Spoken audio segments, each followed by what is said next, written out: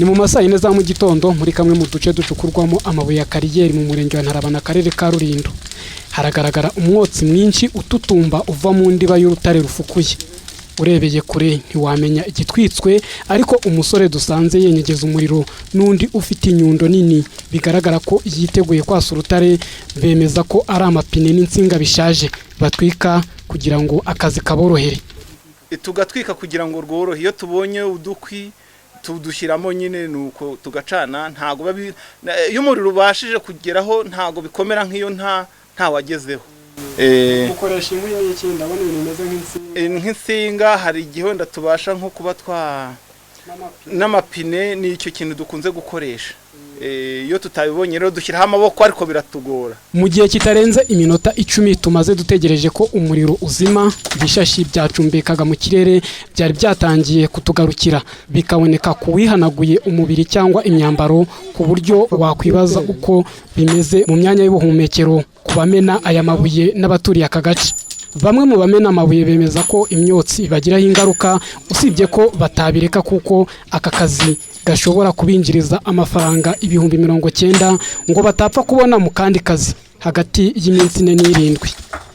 Ku kigo nderabuzima cya Kiyanza cyegereye ahacukurwa aya mabuye bavuga ko usibye imyotsi icumbeka, hari n'amakamyo apakira amabuye atumura umukungugu mwinshi mu kirere mu bihe by'izuba.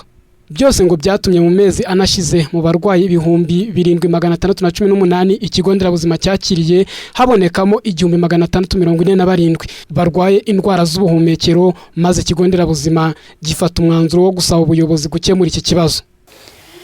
Umwanzuro twafashe nk'ubuyobozi bw'ikigo nderabuzima cya Kiyanza, twabimenyesheje ubuyobozi bw'umurenge wa Ntarabana aho icyo kigo nderabuzima cyubatse, ko bibaye byiza ari imodoka zipakira ayo mabuye bareba ukuntu bakemura ikibazo, bikajya bikorerwa kure y'ikigo nderabuzima ndetse binakanakorerwa na kure y'aho abaturage batuye, kuko bigaragara ko iyo myuka yangiza imyanya y'ubuhumekero y'abaturage.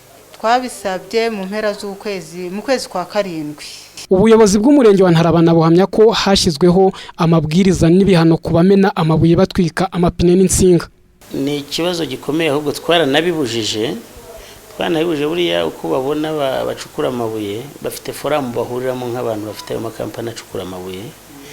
Akenshi rero bakunda kubikora nijoro, ariko nyine kubera ko urabona nabo baraneka bagacunga bakavuga atari ku buyobozi buri he burahagana he, ku buryo bashobora kutwisoba bakaba batwika tutabimenye. Iyo tubimenye rero ni biro automatique ko tubita tubahana. Wengeze n'amahirwe ayo makuru ubwo nayo ndayamenye mu kanya rwose, ubwo ntabwo turi buze guhonokana n'abo bantu. Iyo tugufashe watwitse ubundi tuguca 50,000 y'amafaranga y'u Rwanda, hanyuma wasubira ikinombe cyawe tukagifunga burundu. Hashize imyaka 3 mu murenge wa Ntarabana hacukurwa amabuye yoherezwa gukoreshwa mu bikorwa by'ubwubatsi mu mujyi wa Kigali. Usibye gucukura batwika amapine n'insinga bikangiriza ikirere n'ubuzima bw'abaturage, hanagaragara ibisimu birebire bitarasibwa ku buryo hari impungenge ko byatera impanuka. Ubuyobozi buvuga ko abacukura bategewe ku cyangombwa bahabwa kigira agaciro k'umwaka umwe gusa, ku buryo ntawe uhabwa ikindi atarasiba aho yacukuye amabuye.